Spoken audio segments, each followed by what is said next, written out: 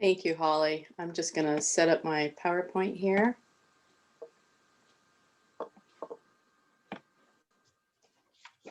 Hopefully everybody can see that.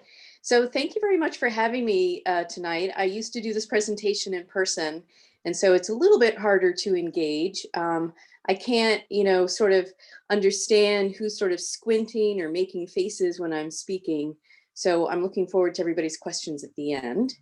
As Holly said, my name is Sherill Baldwin. I'm with Connecticut Deep, and I'm going to cover a lot of different information because everybody has questions about recycling in general, but I know a lot of people also want to have questions about markets and is the stuff getting thrown away, et cetera, et cetera. So I'm going to cover a lot of information, but I'm going to try to do it quickly.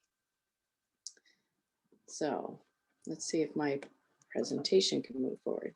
So this is where we're going to start. What is recycling? So if you look on the right, upper right corner, you see somebody moving a hauler over to a truck. Usually what we think of as recycling is that we have all our stuff, we put it in our cart or a bin, or maybe we bring it to a transfer station and we've recycled. We're done. That's it. Yay, we've recycled. But that's only part of it. We as consumers may be at a very important part, but it's just the beginning. We have collectors and haulers that pick up our materials, and then they bring it to MRFs, or materials recycling facilities or recovery facilities, where they sort and process everything. They sort all the paper into one area, or maybe all the cardboard, or maybe all the white paper, or maybe all the plastic, or maybe only milk jugs, or maybe only milk cartons. And then what they do is they meet a specification. They'll bale something up, which is basically making it into a big box of materials, and they put wire around it. And sometimes these bales are 3 feet by 3 feet or 3 feet by 4 feet, and they have to meet a specification. And what that means is they have to basically meet the needs of the end market where they're selling it. And so if the buyer says, I only want milk cartons, I don't want any juice boxes in it, then the MRF operator needs to meet a specification in order to sell it. They then, in this case, the picture shows plastic flakes, which looks like it was a milk jug and it was made into flakes. That's what the end market does, and then sells it to somebody else that makes it into a jug. And then we buy it back when we buy milk. And so that is recycling.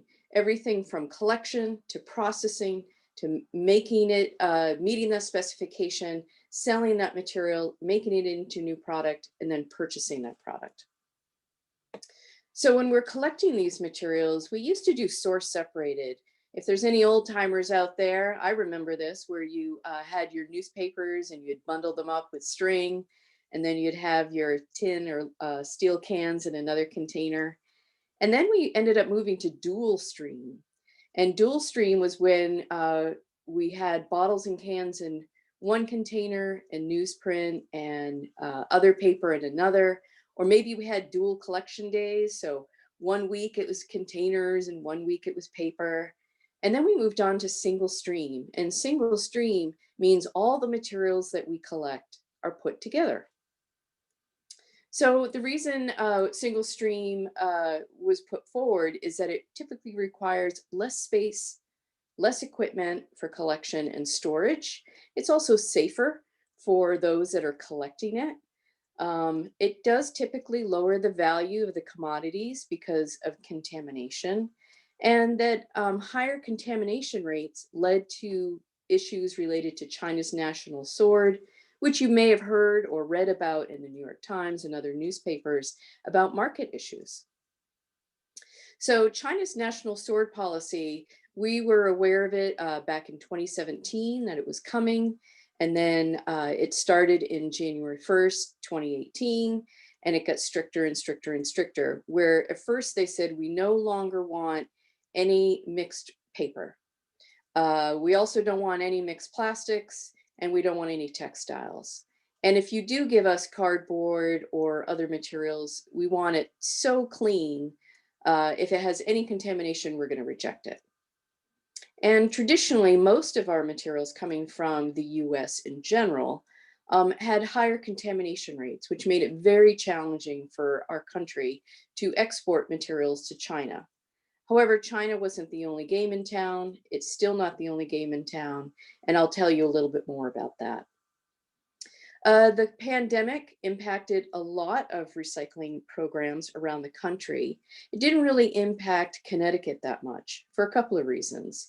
Connecticut saw that trash and recycling is an essential activity and immediately said that folks that are working in waste and recycling are essential workers and should continue to work if possible. We did, of course, hope that different companies would come up with protocols for safety for their employees, but business continued moving forward.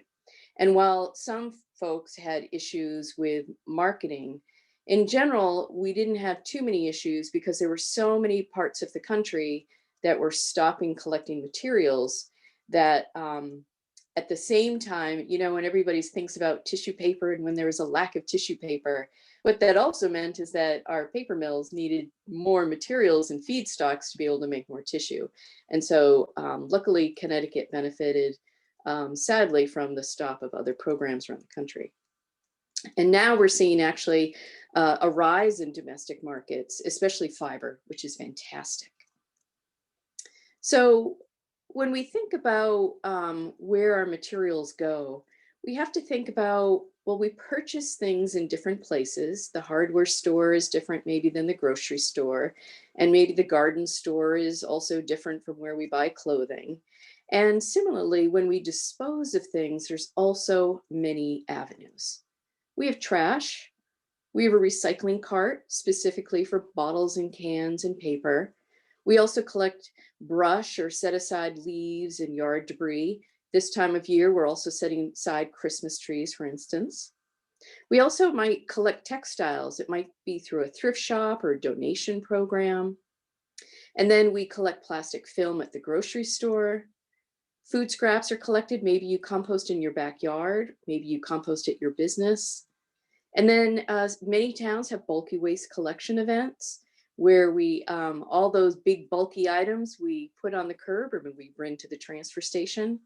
And then I just add Oscar because you can't have a presentation without Oscar the Grouch. So this is not going to be on your quiz, though I am going to give you a quiz.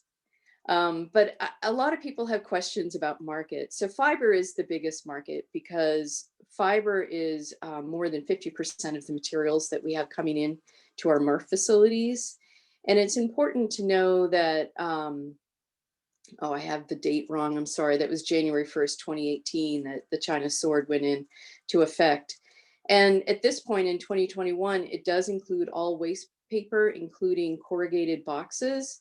There's some issues with that, but ultimately we don't need to worry too much. Even at the peak of operations, China was never the primary end market for America's recycled paper. About 60% has always been used domestically.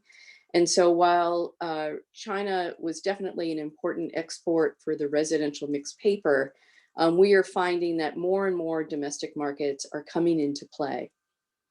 And again, a lot of information. This is just to give you hope and courage.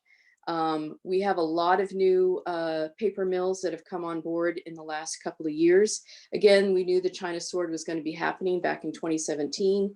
So mills have had an opportunity to sort of ramp up, both expanding existing ones as well as create new mills that can be using both corrugated cardboard and mixed paper. In 2021, we are going to see a lot more added, which is fantastic, including one in the Northeast. And then in 2022, we're going to see even more added. And this is up to date from a report from the Northeast Recycling Council that was published just last week. So I apologize if I have a couple of typos in there. I was trying to update all that information. So plastics is a little bit dated, but pretty much it's the same. A lot of plastics are used domestically, and that markets continue to be, I'd say, solid. It kind of depends. We might think of generically like all plastics, but that's not how end markets look, right? If you're a manufacturer, you might want only milk jug material, or maybe you make ceiling panels and you want only milk cartons. And then other people might be making cereal boxes and they want only corrugated cardboard. And so that's not examples of plastic, but you know what I mean. And so we do have a lot of capacity and a lot of new capacity that's coming online for plastics, and that most plastics continue to have strong markets. And so again, it's just to give you hope and the idea that our materials are not put in the trash. Our materials are recovered and sold to end markets. So are we doing it wrong? I get asked this question a lot. And this is to say, don't have any guilt. You know, we all make little mistakes, but tonight we can hopefully learn from those and change our habits. The first thing I want to tell you is that this is a slide that I got from the USDA. And what it tells us is that 5,000 to 10,000 new products are put on our retail shelves every year.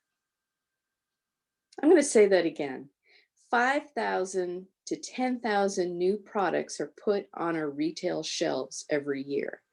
Do you think that MRF operators have any idea about the new products coming down? Do you think I have any idea about the products coming down? The answer is no. And because of that, we also don't know the packaging. So I get a lot of questions on the RecycleCT webpage, which I'll be sharing with you about, as well as Facebook. And often I'll say, can you send me a photograph? And the reason being is because there's 5,000 to 10,000 new products every year, and there's no way that we're always going to know if it's in or out. Sometimes we're going to have to examine it. And I do check in with the MRF operators on a number of items because I may not know the answer myself. So this I'm sharing with you. So now at this point, if we were in person, I'd ask you to raise your hand if you know, if you've ever seen the recycling arrows with the number on the inside. And a lot of people will say, yes, I use that. That's my recycling guide. And sadly, I'm here to tell you to stop using that as a guide. So that is a resin identification code. It tells you the type of resin it is. So if you are looking to sell your materials to an end market, it's very helpful to know what resin code it is because you're trying to meet a specification. But most of us are not trying to meet a specification. We don't need that information. And many things that have arrows are not acceptable in the program. Basically, the label we should be looking for is the one that's up on the screen. This is the How to Recycle label. It's helpful. It tells us, it gives us the recycling arrows. It tells us what it is. It's a plastic bottle. And then it gives us some directions: empty and replace cap. Perfect. They have lots of instructions and lots of different materials. And this is for manufacturers or packaging companies to be able to use this label to help us as consumers understand what we're supposed to be doing with that item. And sometimes it will say not acceptable in programs, or maybe it will say return to retail.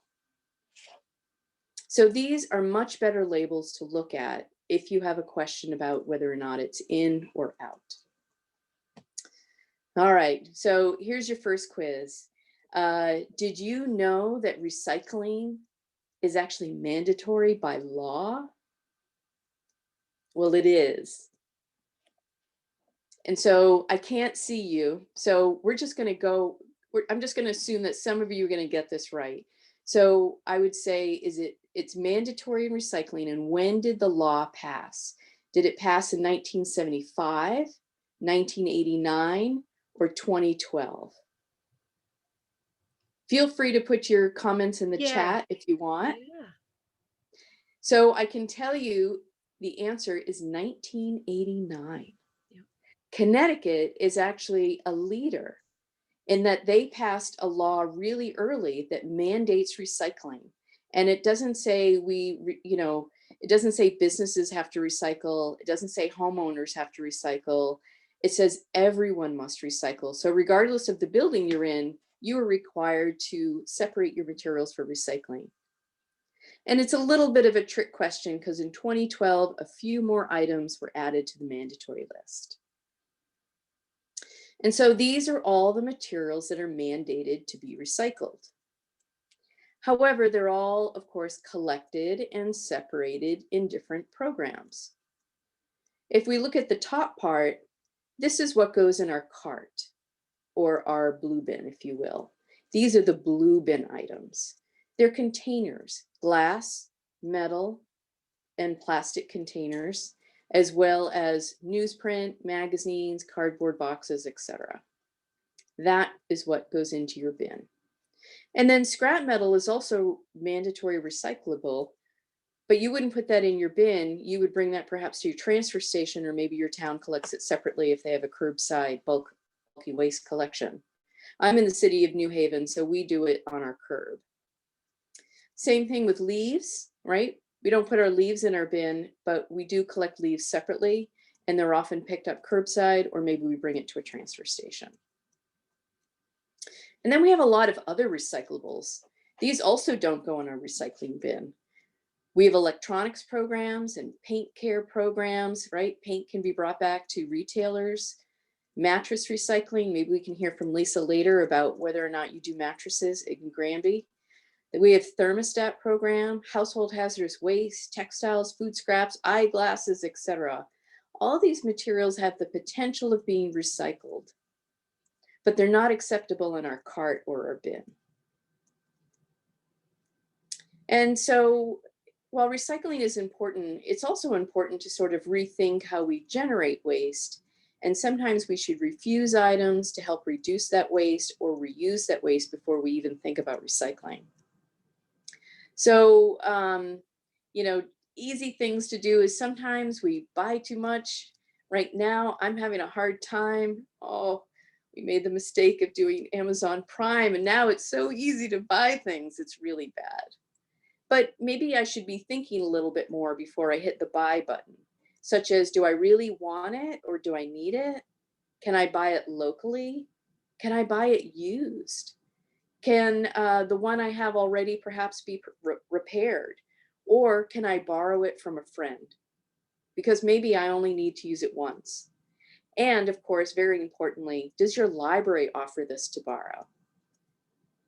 Libraries are fascinating. They're no longer just about books. I know in New Haven, we could actually borrow cake pans. Who knew? It's fascinating. So you can also do the same thing with food, right? We want to reduce the amount of waste that we generate. And so to reduce food waste, the best thing to do is make a shopping list before you go, create a menu for the week, freeze items before they go bad, rotate food in your refrigerator, mark items in your fridge so that you have an understanding of how old it is. There's nothing amazing than to pull something from the back of the fridge and really have no idea what it is or how long it's been there. And then, of course, there's learning how to compost, which is great. And then you could also join the Clean Plate Club, which is eat everything on your plate. And I know in our household, we switched to smaller plates so we can be in the clean plate, but also not overeat.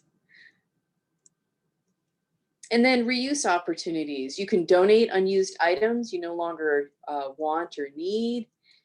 I also encourage you to donate responsibly. Don't just donate junk to nonprofit organizations that may not want them. Make sure that they're seeking those donations, whether it be sports equipment or art supplies, etc. Consider repairing the items you have. Maybe COVID may not be the perfect time, but organizing community events like community-wide tag sales or swap events are great. Or we have a neighborhood in New Haven that has a free day once a year. They pick a day, and it's not like tag sales up and down the street. They just put things and it's all free. And then people just sort of wander around the neighborhood and then take stuff they want and leave stuff they don't want. It's fascinating. Maybe coordinate a repair clinic. I know this summer my husband was looking for a project, so he made me a mini library for the front of the house so we can put books in there, and people leave books, people take books. It's very exciting. And so there's lots of things that you can do to support reuse. And then, of course, the department itself has a lot of priorities right now.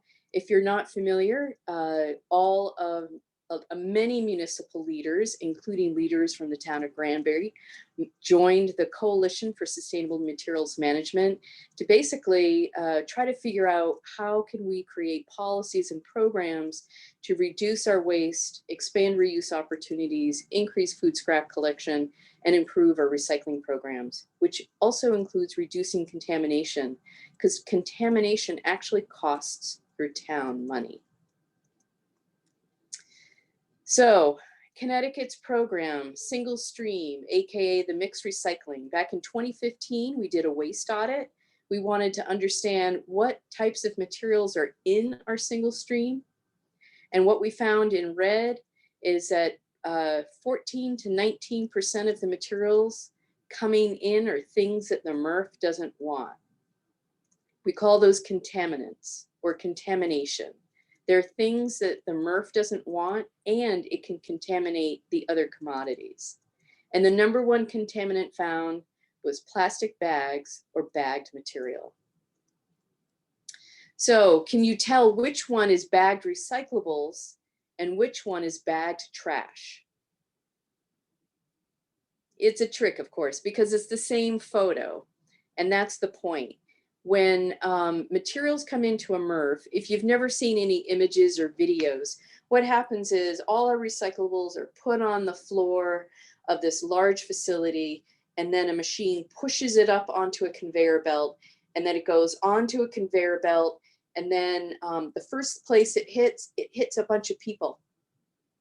And those people are picking out good things or bad things, and they're putting them down chutes. And that line is going pretty fast. And then it continues on to where it's going to have like plastic blown off and metal taken off by a magnet, etc. But the first phase is it touches people. And when people look at it, they don't have time to open the bag. So whether it's a beautiful bag of recyclables or a bag of trash, it will be treated like trash. And bags itself are a contaminant. And so we need to remember to do not bag recyclables. I'm going to just say it again. Don't bag your recyclables. So top 5 contaminants: plastic bags, shredded paper, bagged recyclables or waste, and tanglers, such as like garden hoses, hangers, clothing, wires. All of those items tangle in the equipment. And then bottle caps are a problem because they contaminate the glass. So these are the top 5 contaminants that were found. And so if you did not know before, hopefully you know now to keep these materials out of your recycling bin. So a lot of folks ask questions about, you know, I was told I could do this by one person and another person said I couldn't do that. Well, that may have been the case about 3 or 4 years ago, but we now have one harmonized universal list that's used across Connecticut. I personally met with all the MRF operators that manage all the residential mixed recyclables.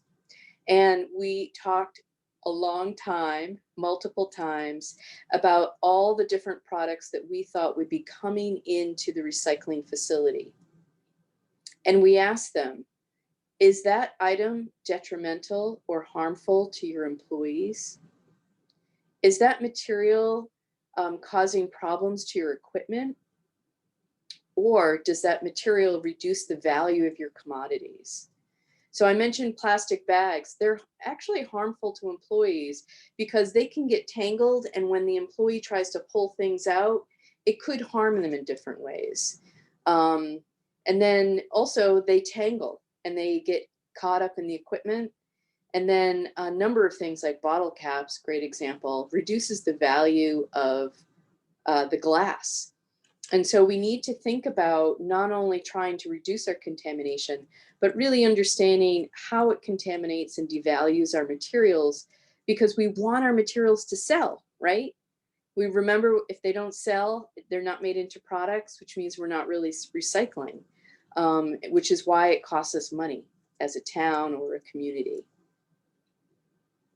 So can everybody see what is in here? Can everybody see that yellow smudge with some hair? That's actually a man. That is a man who had to climb down into a conveyor system to cut all the bags off. So all that is behind him and that goes up is all plastic bags that are wrapped around this equipment. And just so you know, that's not a smooth surface. What it's wrapped around is actually sharp, these sharp images that are these sharp blades that go like this. And it's basically to move things up the conveyor. And instead it gets tangled with all the plastic. And so what happens is every single MRF operator, like every single MRF in Connecticut, has to take a morning break, a noontime break, and an afternoon break, and spends 15 to 30 minutes to cut all the plastic film off. So if any of you are in business or have been in business or been part of a business, you know that when you have to shut down your equipment, that costs money.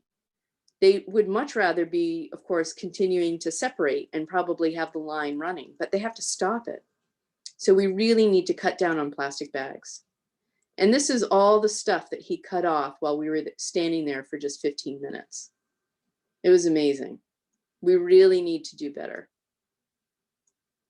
So as a result of coming up with a universal list, we came out with this program, What's In, What's Out, and encouraging everybody to learn about the list and start using the list. So all these materials that we have created to help educate the public is also available to your municipality. I think Granby already uses a lot of it. And then it's also available to your collector. And I know that Julie has asked me for some stuff. And so that's the beauty of the program. It's all free, whether you're a hauler, a municipality, a nonprofit, a library, et cetera. Everybody can use our materials. So some big changes that happened is lo and behold, doesn't matter if there's grease or oil on the pizza box, we just don't want food and no liners. So you got to take out the anchovies, the olives, and eat your crust. Oh, I apologize. I have forgotten to update this PowerPoint. We used to accept black plastic, but we no longer accept black plastic. I think originally when we created the list, it was pre-China Sword, and our MRF operators felt that markets were pretty good for mixed plastics, and they were fine with adding that material. But since the China Sword has been put into effect, they have decided as a group that black plastic is out. So I apologize for having that typo in there. Please know black plastic is out. Also out is bottle caps that are loose, no shredded paper, no plastic bags, and no styrofoam. And then some things are just trash. You know, we all wish that we could reuse things and find other uses for them, but some things are just meant to be thrown away. And so again, why does quality matter? Quality matters because we want to make sure that that material is sold to an end market. And so that puts us in an important position. We are at the beginning. We are at the front line of that collection process. We want to make sure that that material is clean. So when it is collected and picked up, it's easier for it to be processed. It's easier to make the specification, and then they're able to sell it and make a new product out of it. And so I wanted to show you what MRF glass looks like. This is what glass looks like. It's really hard to see glass because all the little things in there are contamination. Lip balm, toothpaste, razors, batteries, bottle caps, all that small stuff ends up in the glass. That's a problem. We need to stop wish cycling and try to really think before we put things in the container. And then not this past year, but the year before, our facilities asked us to focus on safety issues, specifically batteries. Batteries are a problem. We should not be putting batteries in our recycling bin, and that includes things that have batteries in it, because they can smolder and eventually turn into fire, and they can also explode. And so especially lithium batteries are a huge problem, and we need to make sure that we're not putting them in our recycling bin. And while I'm speaking of things to keep out, because we want to keep our staff safe, right? It's not just you know, some strangers that work at the facility. They're our neighbors, right? A lot of people work at these facilities, and we don't want to put them in danger.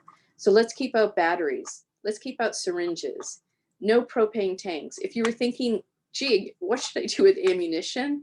Don't put it in your recycling bin. And no lawnmower blades. Apparently that's a big issue in the summer. Who knew? And knives. It doesn't matter if they're plastic or metal. Don't put them in there. Knives are very unsafe for the employees. And then no diapers. It's just gross. And tampon applicators are also gross. So just, you know, some things to keep out. This is the recyclect.com webpage, and you'll notice that we also have a Recycle CT wizard in the corner. That is a search tool. You can type in a product like tissue paper or wrapping paper, and the result will pop out. The beauty of this is that anybody can also put it on their webpage.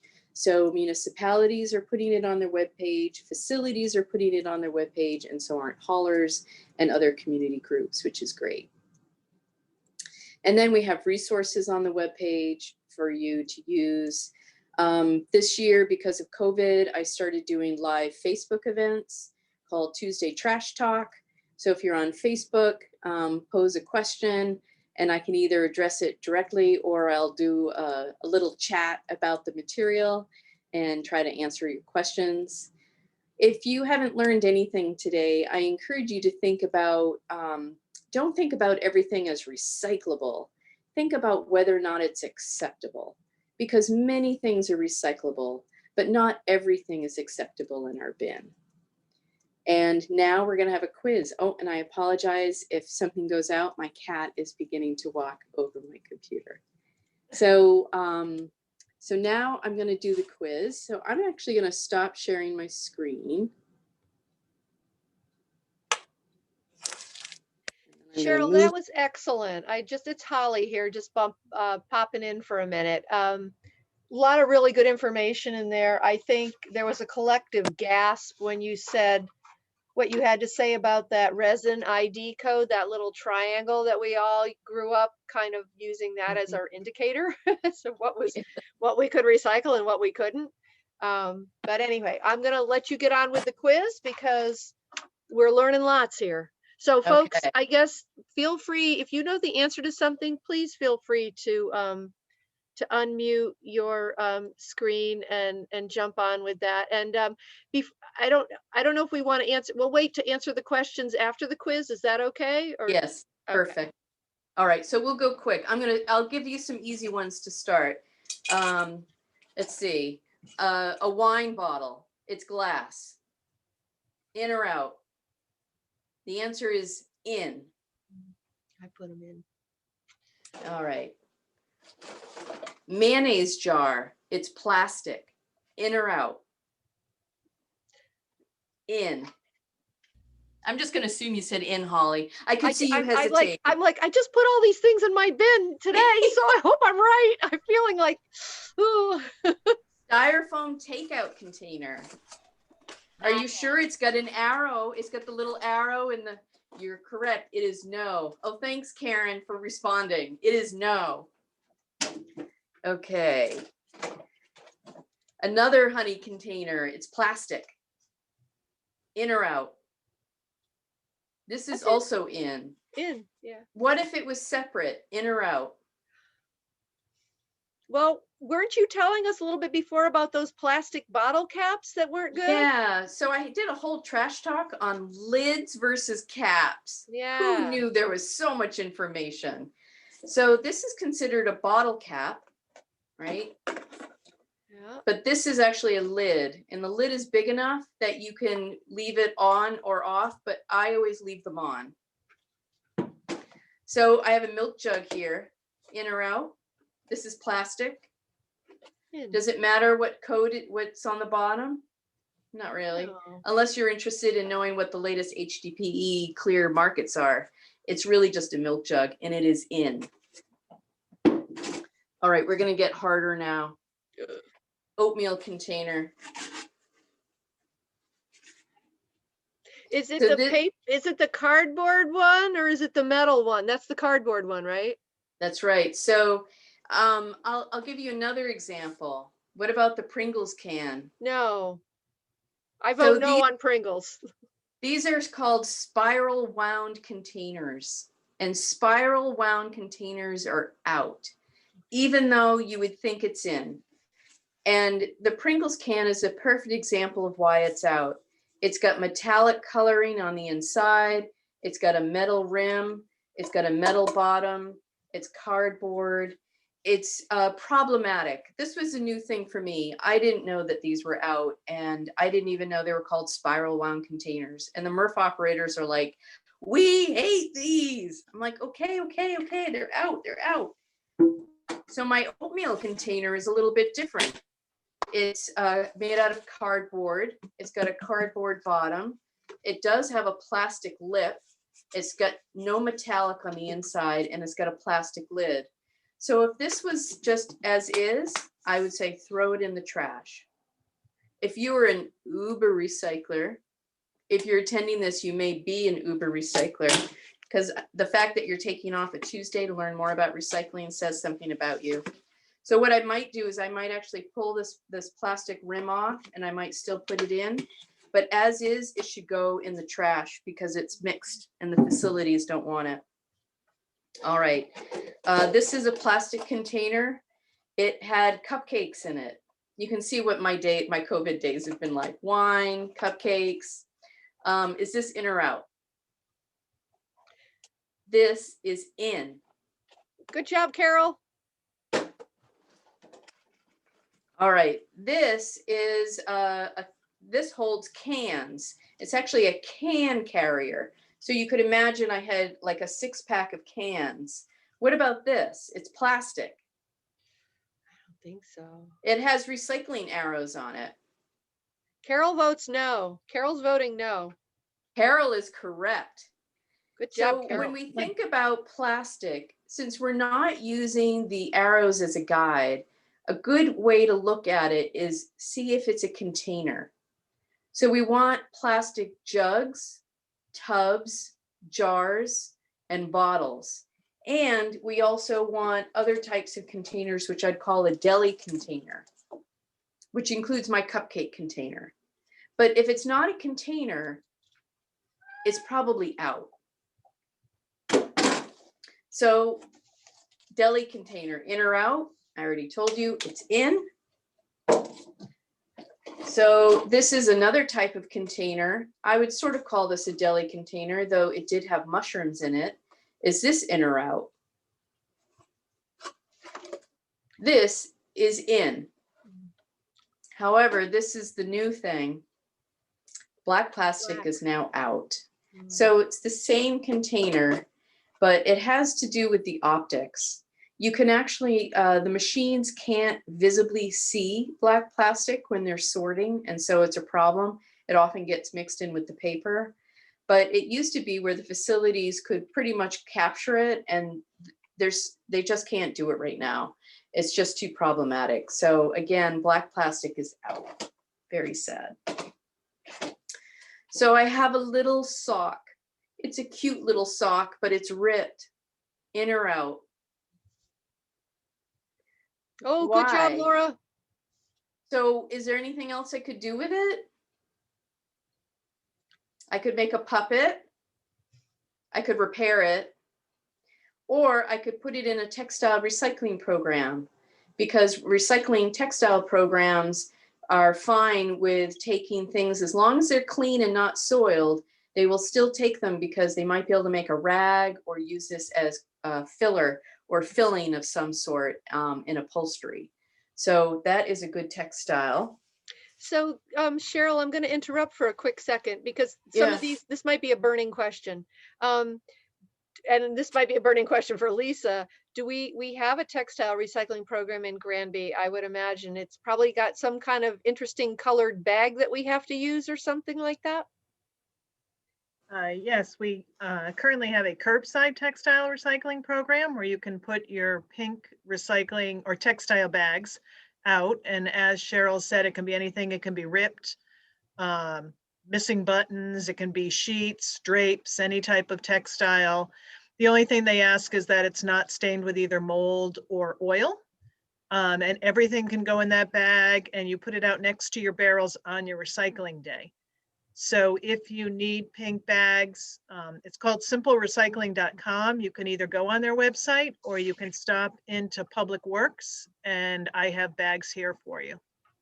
What if you're in an apartment, Lisa? How does the program work if you're in an apartment? An apartment, we don't have many apartments. If you're talking about the condos, they get town trash service, so they are part of it. We have 2 new apartment complexes that they do not drive into. So then I would suggest that we have bins at the transfer station, or any bin. There's a bin in front of the fire department on Route 10. You can just put any bag in there. And as Cheryl said, it doesn't have to be perfect clothing. Great. Yay, my sock. All right, I'm gonna sum it up because we don't have a lot of time left. So so this is a prescription bottle, in or out? This is actually out. Yeah. Spice bottle, in or out? This is out. Vitamin bottle, in or out? This is in. And the reason being is the facilities can't handle small things. So do you remember that photo with the glass where we saw chapstick and bottle caps and all that stuff? And the reason being is that all the small stuff goes through a screen. And again, if you're an Uber recycler, this is going to be really interesting. If you're not an Uber recycler and you can't distinguish, I'm fine with you throwing all of it in the trash. However, the small things are out because they will go through the screen. So MRFs have screens with 2 by 2 inches, and anything that can fall in the 2 by 2 inch, like chapstick and pens and tampon applicators, are going to contaminate the glass. And so my spice bottle fits through it, the prescription bottle fits through it, but the vitamins are too fat and they won't fit through. This is also why we don't want loose bottle caps. And so again, if it can fit through a 2 by 2 inch, it is out. And that's why we made the decision to keep prescription bottles out, because most prescription bottles are too small. And then I would add, what about this vanilla bottle? This actually is big enough where it doesn't go through, but then of course it is a black plastic, so it is out. And so I know it can sound very complicated and crazy, but the thing to remember is clean materials, rinse your materials. I think somebody asked about mayonnaise. I actually clean that, but I usually just soak it in water from after doing hand dishes. And then that cleans it out. Peanut butter jars should try to get scraped clean a little bit, but everything else pretty much rinsed. And think about it in terms of containers. And when in doubt, honestly, throw it out. It's better for the town that you have clean materials, because we want to be able to sell those materials as a commodity. Cheryl, if I can interrupt again, we had a question earlier on when you were talking about those takeout containers. Some of them come with a black bottom and a clear lid on top. Does that mean that the bottom, which is black plastic, that's obviously out, but what about the lid? If they can separate the lid, or the lid would be okay. And then just on talking about, this is like a Chinese takeout, paper takeout stuff is all out, very out. So you don't want any of this. So I'm prepared for questions, or Lisa and Julie can also take over if they want. I have a question before everybody else gets started. Aseptic packaging. Remember, we heard a lot about those orange juice containers and the creamer, cardboard. Yep. Aseptic packaging is. So aseptic packaging is sort of the industry term, but it's basically a juice box. And it's that same type of container that holds broth or soup or soy milk or silk, alternative milks. It might also hold juice. All of those are in. So this is the weird irony, right? The spiral wound containers sort of look the same material to me, but they are out. And aseptic packaging is in. It's actually got its own specification with milk cartons. It's considered a paper material, so it is a paper product. And just as an FYI, in case you're interested in knowing, we do have a new end market that's going to be opening up this spring, and the end market is in Connecticut. And what that means is we have a manufacturer in Connecticut that is going to be accepting those materials, and they make roofing tiles. So it's an architectural material that they make, and they make it out of milk cartons and our juice boxes, which is really exciting. That is cool. And so when those aseptic packages have those little tiny plastic screw caps. Leave the caps on. Leave the caps on. Yeah. I think somebody had a question about coffee cups. Starbucks. Styrofoam, of course, is out. Paper is also out. Cups are out. I apologize if you hear my cat crying. She wants to be fed. Cheryl, there was also a question about metal bottle caps. So is that the same rule, that the caps are out, but the lids would be in? Yep, it is. So if I don't have one here, but say that my honey jar had a lid and it was metal, that's in. But if I had a beer bottle, the beer cap is out.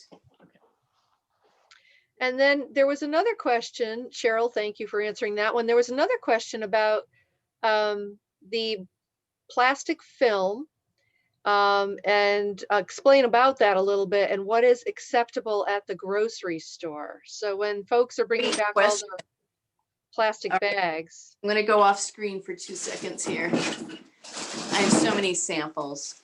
All right. So plastic film is the generic term for the same type of stretchy material that we might find for a plastic grocery bag. That plastic grocery bag, and this is when resin codes are helpful in identifying, but again, not to be used as a guide. So this is a bag that was from a newsprint or newspaper. Yes, believe it or not, they still exist. And this type of plastic is probably a number 2 for a low density polyethylene. Could also be a number 4, and it stretches. So if I try to stretch it, it stretches. This is plastic film. If I took this, what is this? It's a candy wrapper. You can hear it. It's very crinkly. And if I tried to stretch it, not only doesn't it stretch, but often it rips. This is not plastic film. I'll give you another example. If you're getting a lot of packages, these are air pillows, right? Sort of like a form of bubble wrap. These are in, this is the same as plastic film and is accepted at the retailer. However, you should pop it first. And if you can see my screen, I don't know if you can see it, maybe it's too hard. It's got the how to recycle label on it. Actually, let me pick up this. So can you see the label here? This is the how to recycle label. And this is on a prime envelope. While most no envelopes are of packaging, padded envelopes are out of the recycling program in the terms of your bin or your cart. For the plastic film return to retail program, the only kind that's acceptable is a plastic envelope with plastic bubble wrap. There's no metal, there's no paper, it's all film. And that's what it says. It says remove paper label before recycling, plastic bag. They actually tell you it's a plastic bag. And then it says store drop off. That's the beauty of the how to recycle. I'm going to give you another example of out. This is a common one. This is a bag that had grapes in it. Again, listen. So you can guess it's crinkly and it's not film. It's too noisy. And if again, I try to stretch it, it doesn't stretch. So it's not a film. I have a big thing of toilet paper rolls. Again, try this one. It stretches. This is film. I hope that answers your question. Yeah. Thank you, Sherill. That was really helpful. We have another question here regarding, I don't want to jump over too many, but let's just stick with this plastic for a minute. How are different types of hard plastic separated at the recycling center? Each facility is going to do it differently. So each facility has their own markets and their own brokers, and they sell their own thing. So some people may be selling the milk jugs separately, especially clear milk jugs right now. Markets are really good. So they're probably separating those from like colored milk jugs. So this would be like the colored milk jug because it's white. Or if it's a detergent bottle, that would be a colored HDPE. The market for these is rising a little bit and at least stabilizing. But for some reason, clear HDPE markets are good. So they might separate that. The water bottle material or PET, polyethylene, that material would probably get separate as well. And the PET also includes like deli containers. Those might be separate, but a lot of places may also just, bail it up and sell it as mixed plastic. Kind of depends on where the markets are. And the markets change so frequently. There's a lot of chatter right now about polypropylene. There's not too many containers. There are a few containers. They kind of look like deli containers that are made out of polypropylene, but they sort of look the same as PET to you and I. Mm-hmm. But polypropylene market is rising right now as well. And there's a lot of activities around trying to get more people to use polypropylene in new products. And so for folks that are trying to increase the markets and support the market, remember the loop, we have to go all the way and make a new product and then buy it. There's a lot of efforts to create policies on a statewide level to basically require certain materials to have post-consumer content, which means that if we buy, black trash bags, why don't they have recycled content in it? You can't tell the difference. It's a black trash bag. Mm-hmm. However, if about 25 or 40% of it was out of post-consumer recycled content, meaning that recycling, that plastic came from a residential program, then that would actually support the market. And so that's something that we work on a lot as well. And if you follow issues in the legislature, you might see something about recycled content standards. I know that's not the answer you were looking for. But. No, that's, you know what, it's fascinating. I'm finding this all fascinating. We have a few more questions here, so I'm going to try to get through those quickly.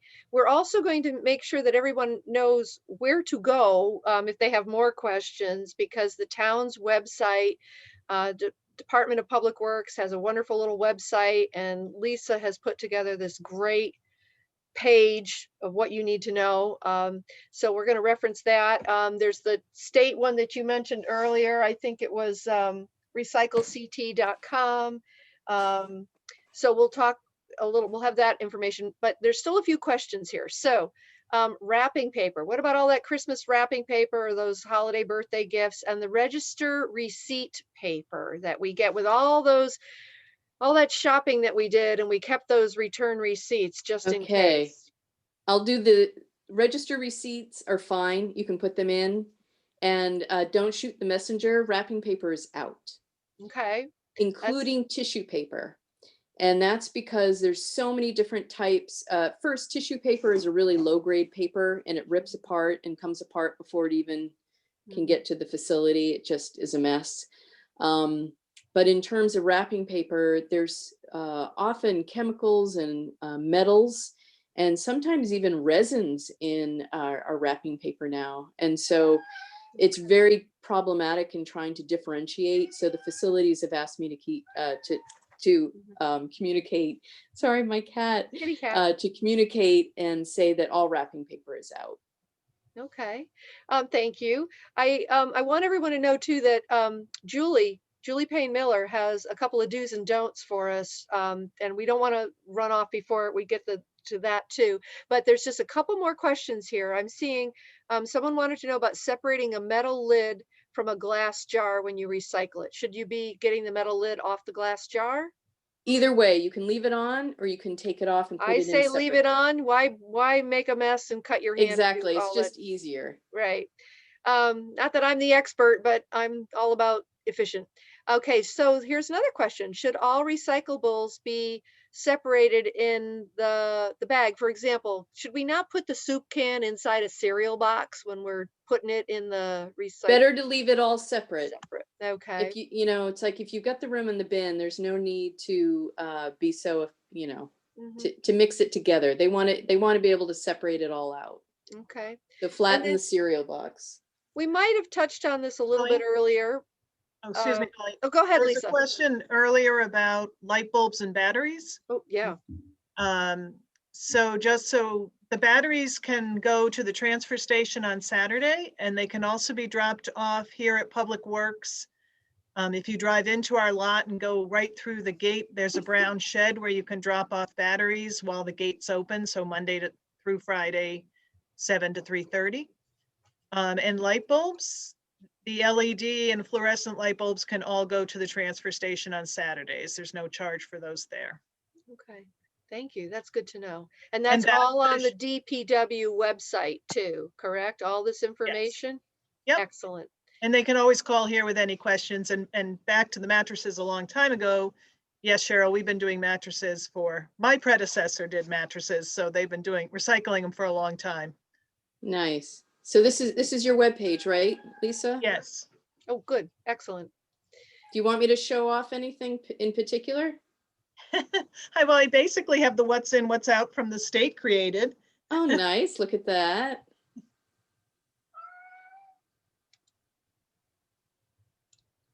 So it brings you to, oh, nice. It brings you to a handout. Excellent.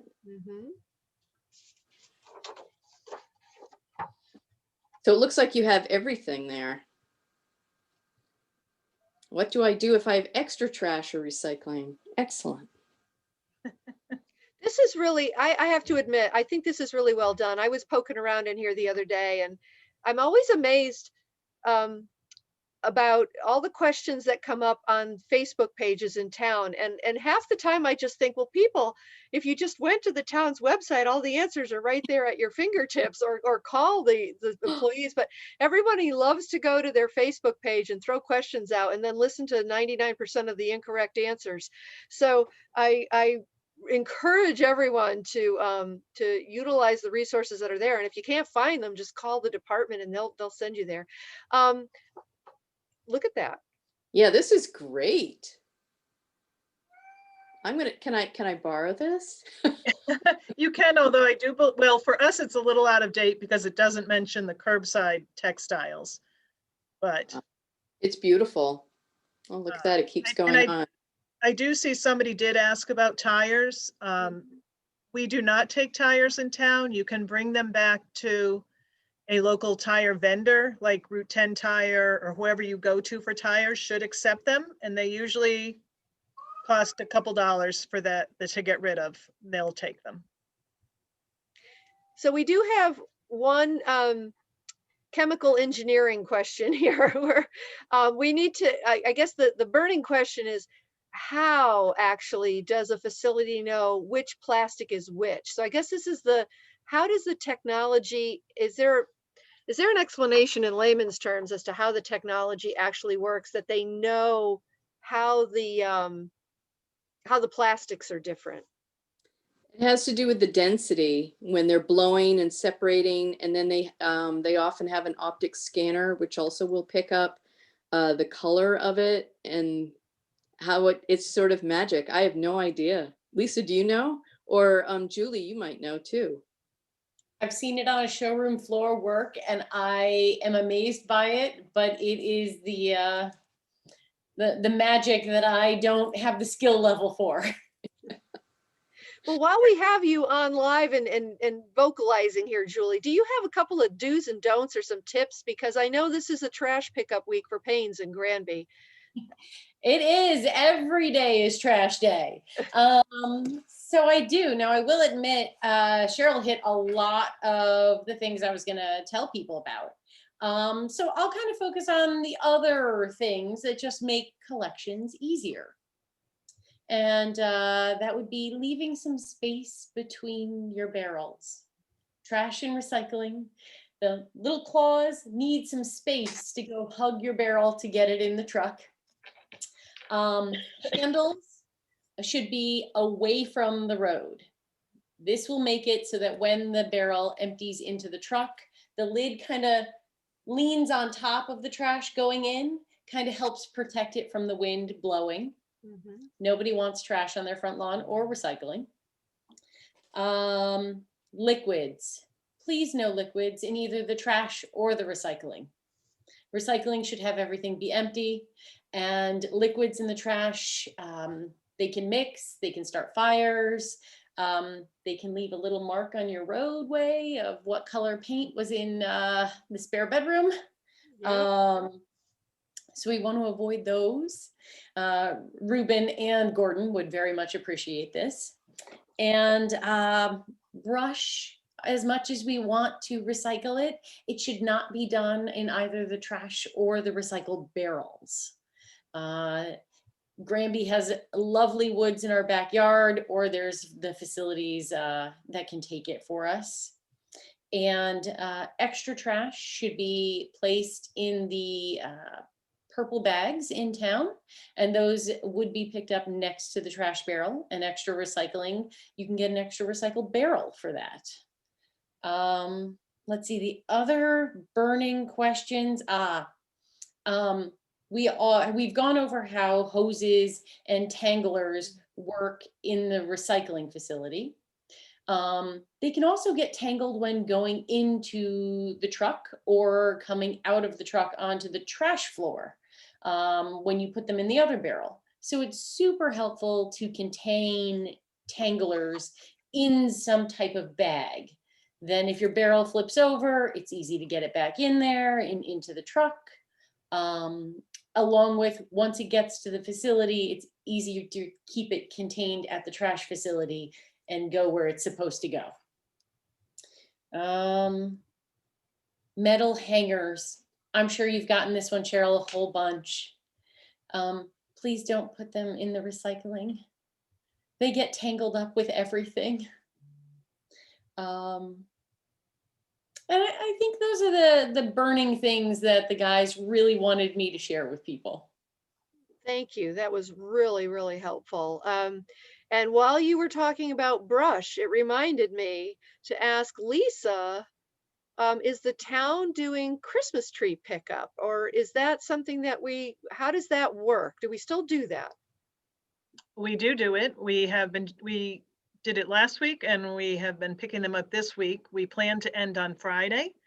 So we would hope pretty much everybody can get their tree out by Friday. If you can give me a call here at Public Works and give me your address, and I'll make sure the guys get by there.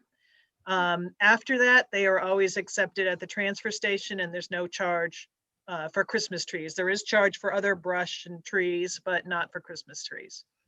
Thank you. That's important to know. You would think with all the woods we have in Granby, most people just drag their stuff off into the woods, but I know some people don't have that opportunity. So it's good to know that they can pick them up. I also wanted to make sure that everybody saw this. If this looked familiar to the town of Granby folks, our recycling schedule, pickup schedule. It's also available on the website. And if you would like a nice nice copy of it. I've got a handful of these here at the library. So if you're coming in and picking up your library books and you're doing the curbside pickup, just let us know you need one of these new schedules to put on your refrigerator at home. We're happy to do that. And you can also print them off of the website too, if you want to go that route, but we have them. Yeah, we also, there's some at Public Works too, if people want to stop in there. And you folks have been super patient. I think we got to most of the questions. If you have more questions, please don't hesitate to follow up with Lisa. Look at her. She's just like waiting for your phone calls this week. I mean, if you, Julie, I won't tell them to call Payne's because I'm sure you get a lot of calls already for the, like, we've got possums in our barrel. How do we get them out? I don't know. Oh, But did you have anything else you wanted to share, Julie, before I do the big, I got a drawing, there's names in here, so. Yeah, I think we've hit on the most important things. Last minute thought, please don't put hazardous waste in either one. Good idea. That's a good idea. Yeah, it's all about that safety issue. So Lisa, Granby Public Works Department, Julie Paine's, and Sherill from the Department of Energy and Environmental Protection. You three were a great resource because obviously we just had the questions just keep coming and coming and coming. And I don't know for all of you if you can or can't see some of those questions. We're getting some lovely compliments. So thank you very much for joining us tonight.